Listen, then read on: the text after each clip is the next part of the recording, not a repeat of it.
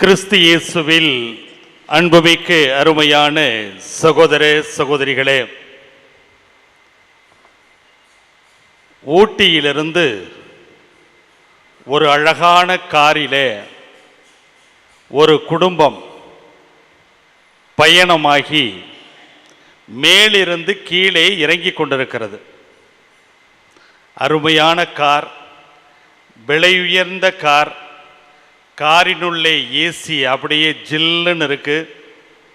அருமையான பாடல்கள், இதமான பாடல்கள், குழு குழு வசதியோடு அருமையான பாடல்களோடு கைதட்டலோடு ரொம்ப மகிழ்ச்சியா அந்த குடும்பம் மேலே இருந்து அப்படியே கீழே இறங்கி கொண்டிருக்கிறது.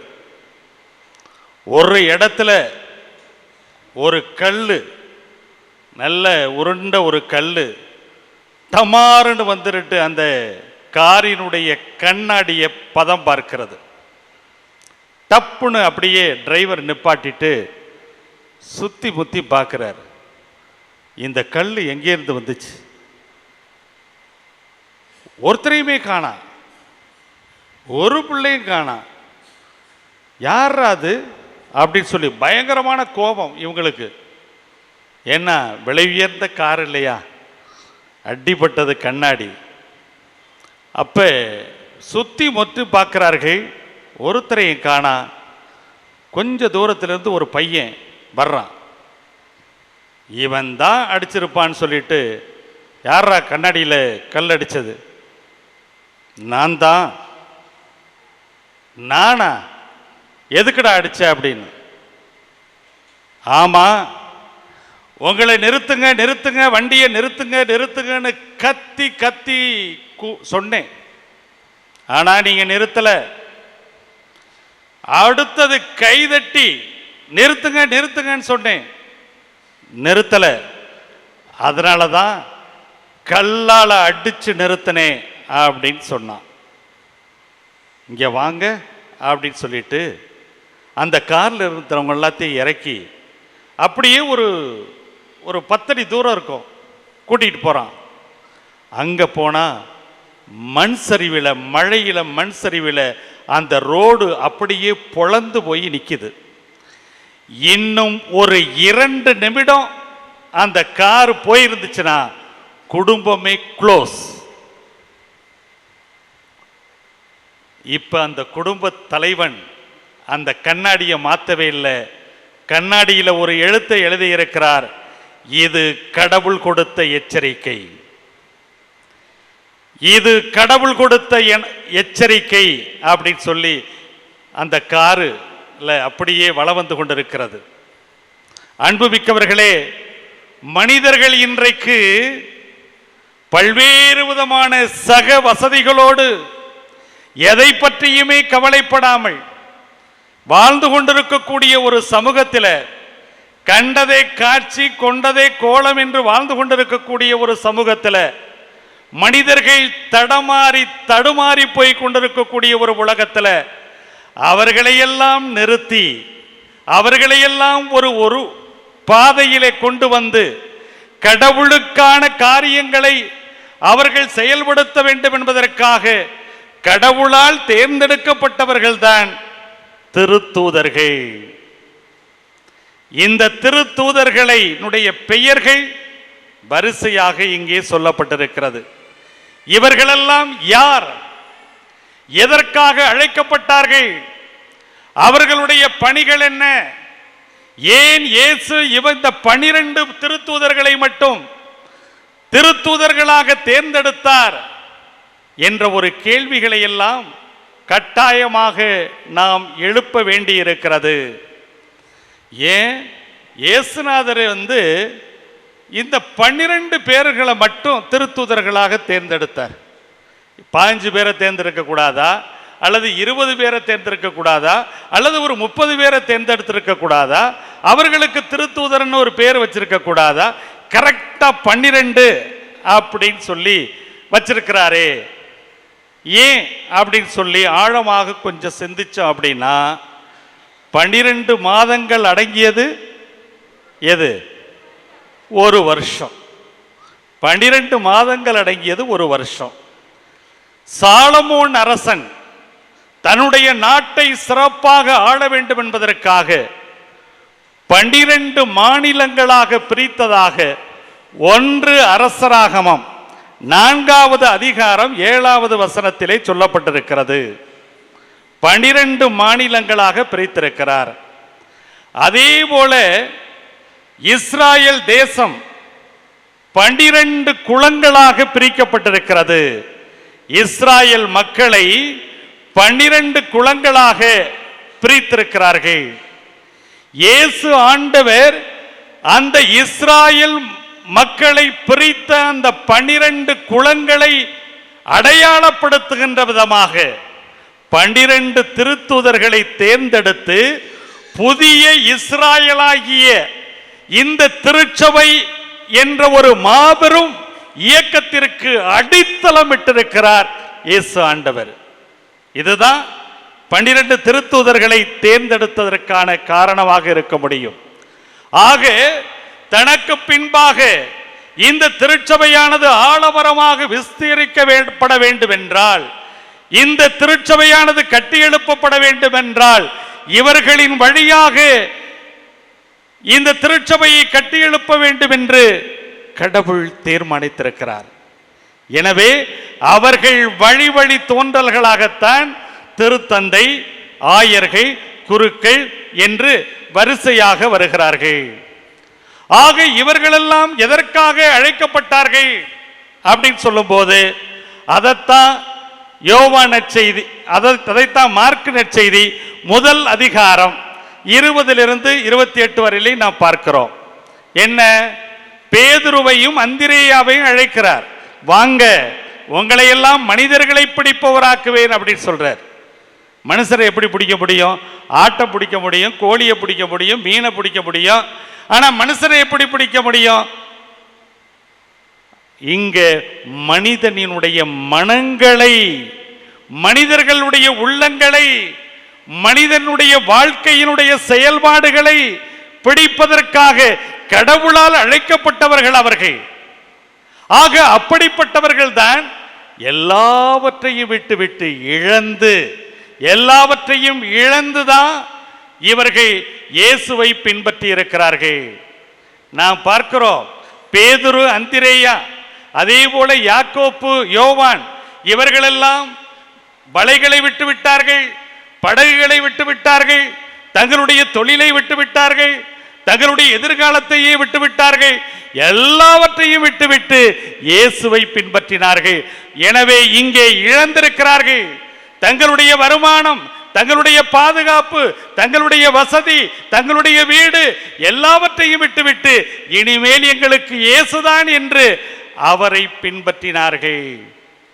அன்புமிக்கவர்களே, அப்படி என்றால் கிறிஸ்தவ வாழ்க்கை என்பது, சீடத்துவம் என்பது இழப்பது, எல்லாவற்றையும் இழப்பது. கடவுளுக்காக, கடவுளே என்னுடைய கதி என்று சொல்லி அவர்கள் கடவுளுக்காக எல்லாவற்றையும் இழந்தார்கள். எனவே இதை அடிக்கடி நினைவுபடுத்த வேண்டும் என்பதற்காகத்தான் பேதுரு வந்து சொல்றாரு. மார்க்கு நற்செய்தி 10வது அதிகாரம் அங்கே 6வது வசனத்திலிருந்து நாம பார்க்கும்போது அவர் சொல்றாரு, ஆண்டவரே, நாங்கள் எல்லாவற்றையும் விட்டுவிட்டவர்களாயிற்றே அப்படிங்கிறாரு. ஏன்னா இயேசுனார் மறந்து விடக்கூடாது, நாங்க எல்லாத்தையும் விட்டுட்டோம், எங்களுடைய வாழ்வாதாரத்தை, மொத்த வாழ்வாதாரத்தை விட்டுட்டோம் அப்படிங்கிறத ஞாபகப்படுத்துகிறார். சீடத்துவம் என்பது இழப்பது. கிறிஸ்தவம் என்பது ஒரு மலர்படுக்கை அல்ல. அதுல குத்தல்கள், குடசல்கள், இன்பங்கள், துன்பங்கள், கஷ்டங்கள், வலிகள், வேதனைகள் எல்லாமே இருக்கும். ஆனால் அதையும் தாங்கி வாழ்வதுதான் உண்மையான சீடத்துவம், உண்மையான கிறிஸ்தவம். கிறிஸ்தவ பிள்ளைகளாக நாம் இருக்கிறோம் என்றால் இன்றைக்கு இந்த சகாய அன்னையினுடைய ஆலயத்தை நோக்கி எவ்வளவு மக்கள் வந்திருக்கிறீர்கள் என்றால் நன்றி செலுத்துவதற்காக, சகாய அன்னையிடத்தை நம்முடைய கஷ்டங்களையும் துன்பங்களையும் துயரங்களையும் கொட்டி அதிலிருந்து விடுதலை பெற வேண்டும் என்பதற்காக எல்லாரும் வந்திருக்கிறீங்க. அப்படின்னா ஒவ்வொரு நாளும் எல்லா மனிதர்களும் வேதனைகளை சுமந்து கொண்டிருக்கிறோம், கஷ்டங்களை அனுபவித்துக் கொண்டிருக்கிறோம்.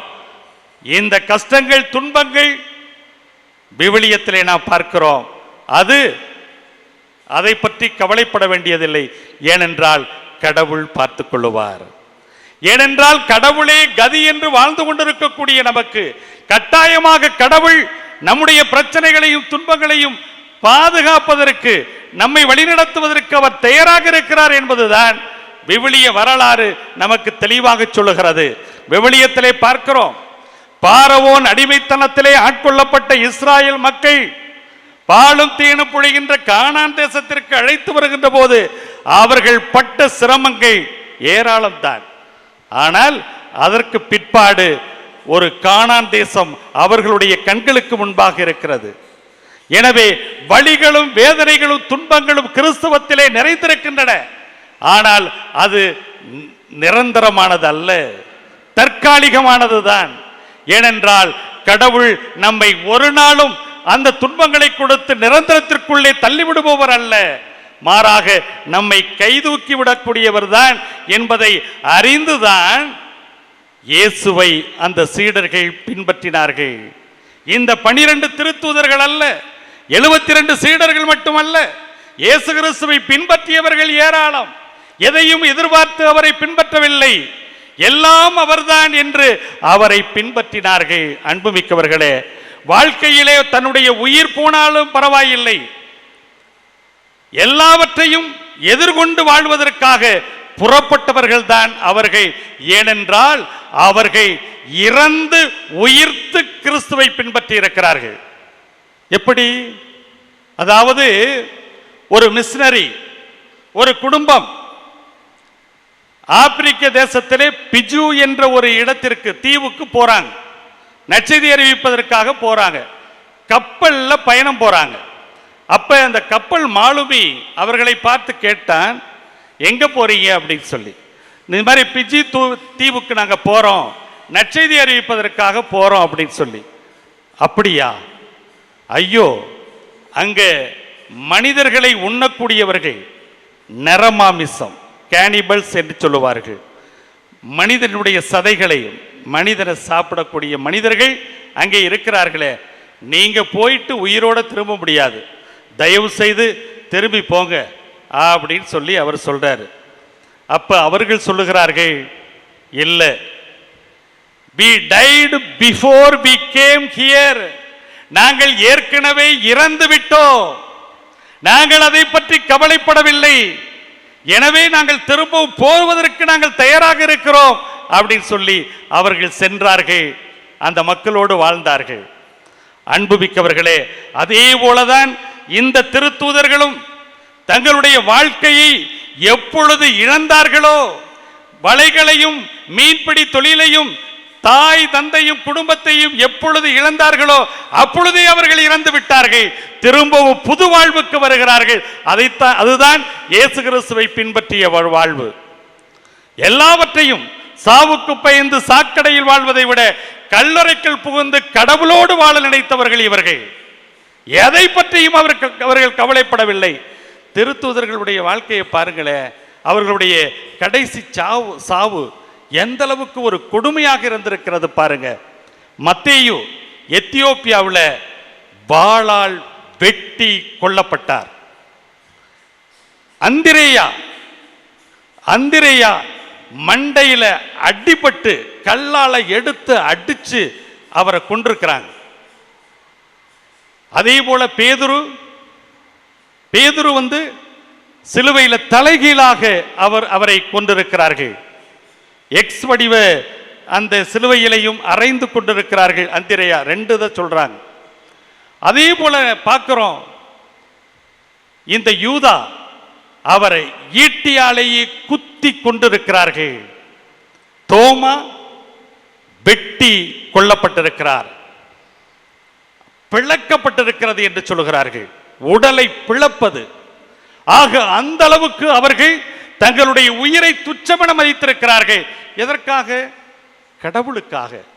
என் கடவுள், அவருக்காக என்னையே இழப்பதற்கு நான் தயாராக இருக்கிறேன் என்று சொல்லி அவர்களுடைய வாழ்க்கை முழுவதும் கடவுளுக்காகவே அர்ப்பணித்திருக்கிறார்கள். அவர்களுக்கெல்லாம் தெரியும். ஏன்னா இயேசுவை பின்பற்றினால் என்ன நடக்கும் என்பதை அறிந்திருக்கிறார்கள். எனவே அவர்கள் எதை பற்றியுமே கவலைப்படவில்லை, சாவை பற்றி அவர்கள் கவலைப்படவில்லை. சென்ற இடங்களிலெல்லாம் அவர்கள் நற்செய்தியை அறிவித்துக் கொண்டே சென்றிருக்கிறார்கள். எனவேதான் இயேசு அவர்களை அனுப்பிய போது தீய ஆவிகளை ஓட்டவும் அவர்களுக்கு நற்காரியங்களை செய்யவும் இயேசு அவர்களை அனுப்புகிறார். அவர்கள் சென்றார்கள், நற்செய்தி அறிவித்தார்கள், பல்வேறு விதமான துன்பங்களை ஏற்றார்கள், அவமானப்பட்டார்கள். ஆனால் ஒரு நாளும் அவர்கள் சோர்ந்து போகவில்லை. அன்புமிக்கவர்களே, நம்முடைய வாழ்க்கையிலே, கிறிஸ்தவ வாழ்க்கையிலே பல்வேறு விதமான துன்பங்களும் கஷ்டங்களும் வந்தாலும் கூட கவலைப்பட வேண்டியதே இல்லை. ஏனென்றால் காக்கும் கடவுள் நம்மோடு இருக்கிறார். அந்த நம்பிக்கையில் தான் இன்றைக்கு இந்த சகாயமாதா பேராலயத்தை நோக்கி நீங்கள் எல்லாம் வந்திருக்கிறீர்கள். ஆக இங்கே இருக்கக்கூடிய இந்த சகாய அன்னை தன்னுடைய பிள்ளைகளினுடைய துன்பங்களையும் துயரங்களையும் கஷ்டங்களையும் அறியக்கூடிய அன்னை என்பதை நாம் அறிந்திருக்கிறோம். ஏனென்றால் சுயநலமில்லாத தாய். இங்க இருக்கக்கூடிய தாய்மார்கள், கடவுள் வந்துட்டு கடவுளுக்கு ஒரு கொடுக்க நினைச்சாரு, தனக்கு ஒரு கொடுக்க நினைச்சாரு, அதனாலதான் தாய்மார்களை படைத்தார் என்று சொல்லப்பட்டிருக்கிறது. ஆனால் தாய்க்கெல்லாம் தாயாக இருக்கக்கூடிய அன்னை சுயநலமற்றவள். ஆனால் மனித தாய்மார்கள் சுயநலமுடையவர்கள். அது ஒரு தாய் தன்னுடைய 5 வயது பையனை பக்கத்தில் இருக்கக்கூடிய ஒரு 2 கிலோமீட்டர் தூரத்தில் இருக்கக்கூடிய ஒரு பள்ளிக்கு கூட்டிகிட்டு போவாங்க. அப்படி கூட்டிகிட்டு போகும்போது அங்கே கூட்டிகிட்டு போயிட்டு விட்டுட்டு அப்படி வந்துடுவாங்க. ஒரு நாள் சாயந்தரம் போகிறாங்க, அங்கே இருக்கக்கூடிய அந்த சாலையில் ஏதோ ஒரு காரன் ஒரு பையனை அடிச்சுட்டு அங்கே பயங்கரமான கூட்டம். இப்போ இந்த அம்மா தன்னுடைய மகனை கூப்பிட்றதுக்காக போகிறாங்க. போகும்போது பார்த்தா பயங்கரமாக கூட்டம். என்ன கூட்டம்னு ஒருத்தரை கேட்குறாங்க. அப்போ ஒரு 5 வயசு பையனை அடித்து, காரன் அடித்து உடலெல்லாம் சிதை உண்டு அப்படியே கிடக்கிறான் அப்படின்னு சொன்னேன். எப்படி இருக்கும் அந்த தாய்க்கு? ஐயோ, என்னுடைய மகனுக்கு என்ன நேர்ந்ததோ அப்படின்னு சொல்லி அழுகையோடு ஒப்பாரியோடு தலையில அடிச்சுக்கிட்டு ஓடுறாங்க. ஓடி போய் கூட்டத்தெல்லாம் விளக்கிட்டு உள்ளே போய் பார்க்குறாங்க. அங்கே அடிபட்டு கிடந்தது தன்னுடைய மகன் அல்ல.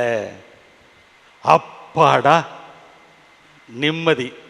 அதாவது தன்னுடைய மகன் என்று சொன்னவுடனே துடித்த அந்த ரத்தம், அப்பாடா அது நம்ம பிள்ளை இல்லை அப்படின்னு சொன்ன உடனேயுமே அடங்கிருச்சு. இதுதான் இங்க இருக்கக்கூடிய தாய்மார்கள். ஆனால் தாய்க்கெல்லாம் தாயாக இருக்கக்கூடிய சகாய அன்னை இருக்கிறார்களே, அவர்களுக்கு எந்த விதமான வேற்றுமை இல்லை. எல்லா பிள்ளைகளும் என்னுடைய பிள்ளைகள். எனவே என்னுடைய பிள்ளைகளுக்கு ஒரு ஈ எறும்பு கூட பட்டுவிடக்கூடாது, கடித்துவிடக்கூடாது என்பதிலே குறியாக இருக்கக்கூடிய அந்த தாய் தான் தன்னுடைய பிள்ளைகளுக்காக தன்னுடைய மகனிடத்திலே நையின்னு நச்சரித்துக் கொண்டே இருக்கிறார்கள். ஏன்னா இயேசுவுக்கு இந்த நை நச்சரிக்கிறது ரொம்ப பிடிக்கும். அவரிடத்துல தொண கேட்டுக்கிட்டே இருக்கிறது ரொம்ப பிடிக்கும். அதனாலதான் இந்த தாய் தன்னுடைய பிள்ளைகளுக்காக இதை செய்ய அதை செய்ய அதை செய்ய அப்படின்னு சொல்லிக் கொண்டிருக்கக்கூடிய அந்த தாய் எதையுமே எதிர்பார்க்காதவள், எதையுமே எதிர்பார்க்காமல் தன்னுடைய பிள்ளைகளினுடைய நலனே முக்கியம் என்பதிலே குறியாக இருக்கக்கூடிய அந்த தாயை நோக்கி நீங்கள் வந்திருக்கிறீர்கள் என்றால் கட்டாயமாக தாய் உங்களுக்காக பரிந்து பேசுவார்கள். எப்படி இந்த திருத்தூதர்கள், இந்த புனிதர்கள் எல்லாம் கடவுளிடத்தில் இன்றைக்கும் பரிந்து பேசிக் கொண்டிருக்கிறார்களே, அதே போல பரிந்து பேசிக் கொண்டிருக்கக்கூடியவர்கள். ஆனால் அதற்கு நாம் பாக்கியவான்களாக இருக்க வேண்டும் என்றால் நம்முடைய நம்பிக்கையை நங்கூரமாக்கிக் கொள்ள வேண்டும். வாழ்க்கையிலே பல்வேறு விதமான பிரச்சனைகள், துன்பங்கள், கஷ்டங்கள், வேதனைகள் வந்தாலும் கூட கடவுளை விட்டு நெறி பெறலாத ஒரு வாழ்க்கையை நாம் வாழுகின்ற போது கடவுளால் ஆசீர்வதிக்கப்பட்டவர்களாக, கடவுள் நம்மை மேன்மைமிக்க ஒரு செயலுக்கு கொண்டு செல்லக்கூடியவர்களாக இருக்க முடியும் என்பதுதான் இன்றைய நற்செய்தி நமக்கு சுட்டிக்காட்டக்கூடிய பாடம்.